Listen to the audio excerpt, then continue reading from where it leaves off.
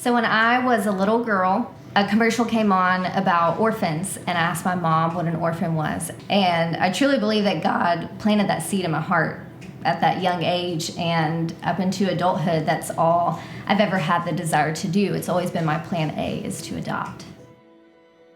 Within 2 weeks of our first date, Elizabeth and I met at Starbucks to discuss theology and to discuss adoption. And so that was on her list of things to ask if I would be willing to adopt. In the very beginning, we were both open to potentially having a biological child, but as the years went on, God just kept setting it on our hearts that we're growing our family solely through adoption.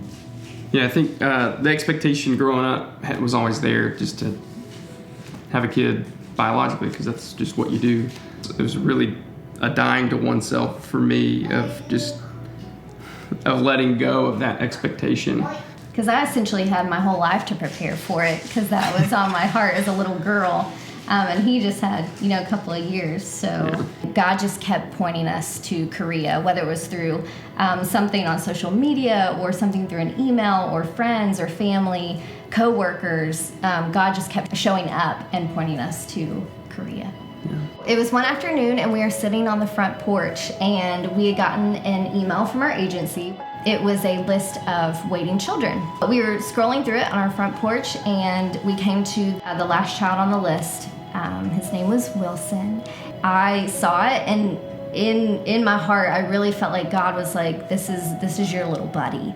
And John agreed that we could inquire about the child, and a few weeks later, we were officially matched with him. We had raised $39,000, but we needed $6,000 more. But it felt like we were just slowly chipping away at that daunting figure. And then all of a sudden, where we were supposed to have roughly 3 years to try and raise that, we get matched a lot sooner than we anticipated, and which cut our time down to half, essentially, to raise the funds. Forever Adoption stepped in to become a part of our story, and they offered us a $3,000 matching grant. I thought it was super sweet how God provided the exact amount that we needed, and how Forever Adoption got to play that role in our story. Church community, families, friends, long lost friends, over the years, people just came out of the woodworks to support us and cheered us on the whole way through, and we couldn't have done it without that. Mm-hmm. And I think a really priceless community we had was through social media. It was crazy how there were so many connections of other people who had family or friends of friends who had adopted from Korea or were in the process. And so there was just nothing like having people to talk to who had experienced it firsthand or who were experiencing it with us. The morning of, we're sitting in this large room with 3 other adopting families, all waiting on foster families to walk in with the children. All of a sudden, we heard joyous screaming and excitement coming down the hall, and it was Wilson's foster mom. She was ushering him into the room, and with a lot of excitement and eagerness to see us. And the only way to describe it really was meeting a celebrity for the first time.